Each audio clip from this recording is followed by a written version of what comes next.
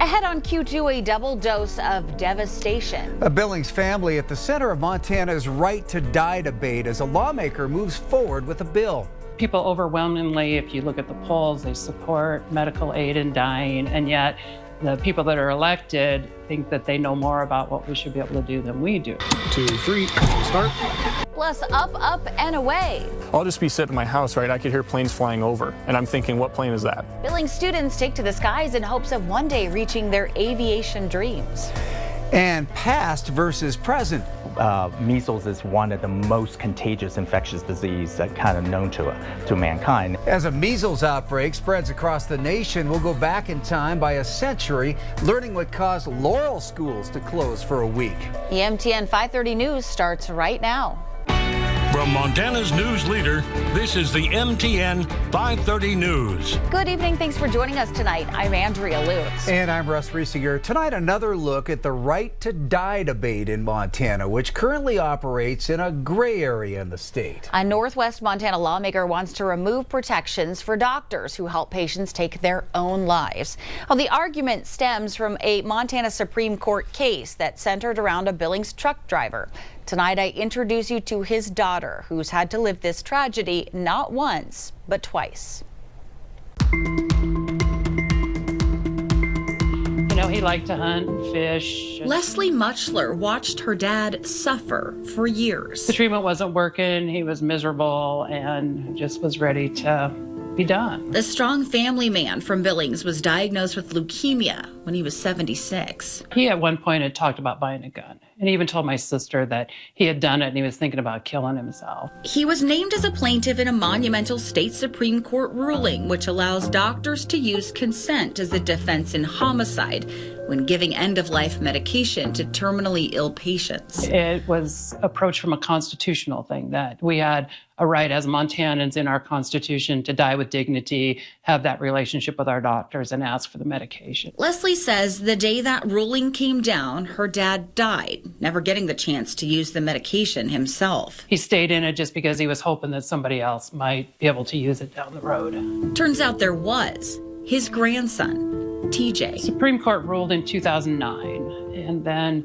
in 2015, TJ had his first bout of pancreatitis. Leslie watched again as cancer took its toll on her firstborn son. You know, they're not choosing to die, they are dying. They're just choosing how much suffering they want to be put through. Turns out her father's fight for the right to die would give TJ that choice as he battled stage 4 pancreatic cancer. He was in hospice. You know, they gave him all kinds of medication. It just didn't control all the symptoms. You know, sometimes the disease is too far gone. And so I feel like I got a lot of extra time with him because he had control of it. Montana lacks concrete numbers for how many people use medical aid in dying. There's a lot of misinformation out there about this issue. It's why Senator Carl Glimm wants to define it. There's a lot of proponents that will tell people it's legal, but it actually isn't. He says his bill, which is now before lawmakers, prevents coercion or abuse in end-of-life decisions. The public policy for the state of Montana needs to be that this shouldn't be a practice. We need to send a clear and consistent message that suicide isn't the way out.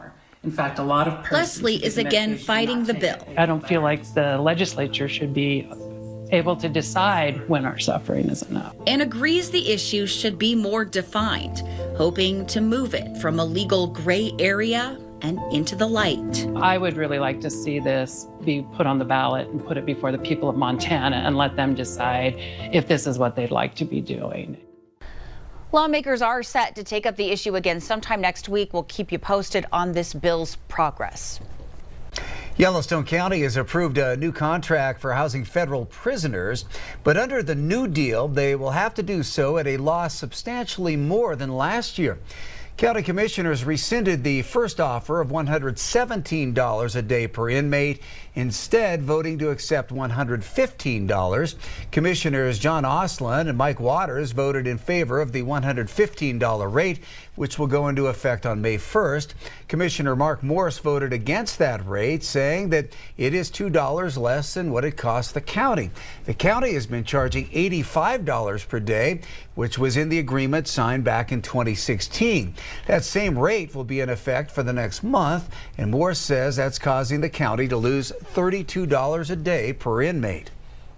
The windfall to the county would be over $500,000 to our budget. If you look at the $2 difference, that deficit from what we were asking to what they offered for $2 a day would end up around $70,000 a year. The way I would characterize that is that the taxpayers are subsidizing the federal government somewhere between $2 and $5 every inmate per day for the federal government. Morris's estimate is based on it actually costing $120 per inmate per day in 2025. We'll have more on the MTN 10 o'clock news. The brother of the man who shot a Yellowstone National Park ranger before being shot and killed himself now wants the government to sell his brother's firearms and give the money to the injured ranger. 28-year-old Samson Fussner was killed by park rangers on July 4th last year after shooting at a ranger during what authorities say was a terror attack.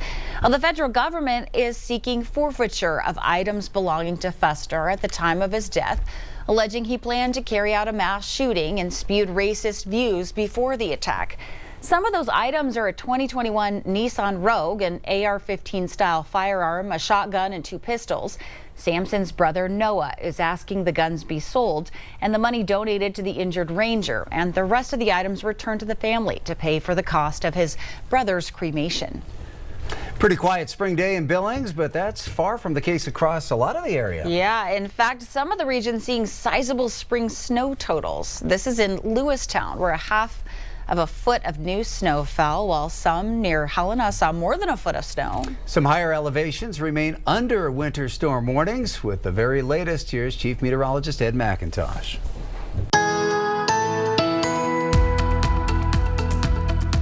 Some of that heavy snow accumulation around Helena, down some power lines, did some damage there, but brought a lot of good moisture with it. You can see some of the snow totals, 8 inches reported south of Great Falls, and had some areas here around Bozeman with additional accumulations. Here's Billings, just to give you a point of reference. Pretty much everything is staying to the west of Billings, and we'll see more of that tonight heading into tomorrow. Winter weather advisories into effect into the Pryors and the Bighorns, but could see up to a foot of snow in the higher peaks there. Some travel concerns from the Red Lodge foothills up towards Harleton, and then higher snow totals up to a foot expected in some of those pink shaded areas, with winter storm warnings continuing tonight into tomorrow. We'll talk about the rest of the forecast coming up in a few minutes.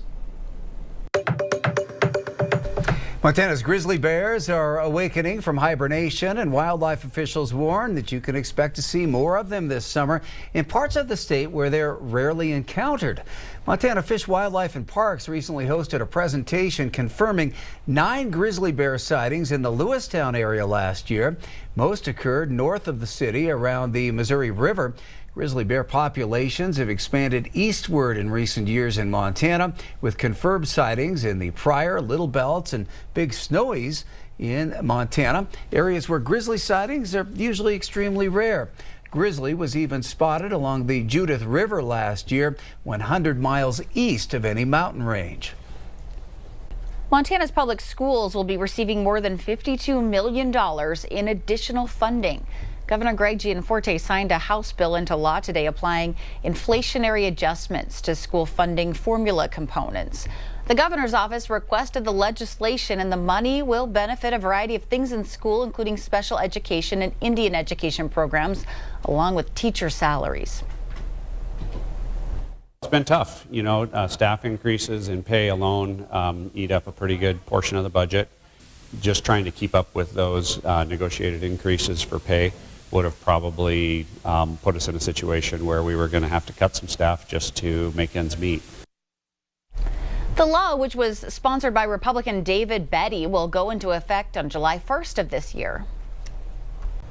A new flight school is taking off in Billings, aimed at training the next generation of pilots. And among the instructors is a familiar face, one of the school's own former students. Our Marcus Kakova took to the sky for this full circle moment.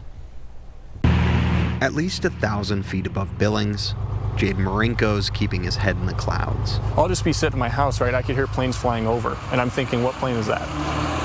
Jaden's a flight instructor with Choice Aviation, which opened a school in Billings 2 weeks ago, the same school where he earned his license. It's mixing my two passions, which is getting to know a lot of different people, as well as planes. Aside from being born with wings, he couldn't have been more meant for this job.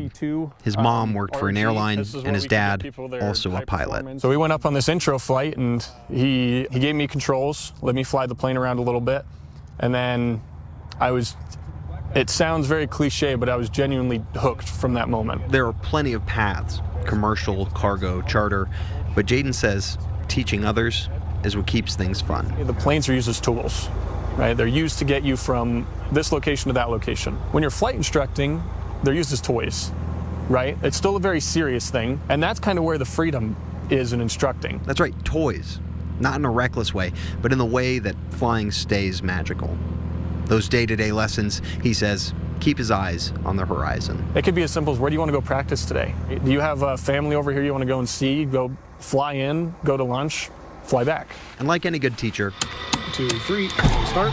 Igniting that spark in others keeps his own engine running. This is not where you just come to get lessons, right? You can come and just hang out and ask questions, right? Come here and study. I don't know, it's like a second home. Marcus Kokova, MTN News.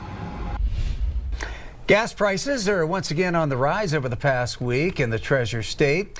According to AAA, the average price for gas in Montana went up 3 cents per gallon from $3.12 to $3.15. Here in Billings, the current average is $3.10, almost exactly the same as 1 month ago. The highest recorded price in Billings was $4.90 a gallon back in June of 2022. The national average currently sits at $3.20 a gallon.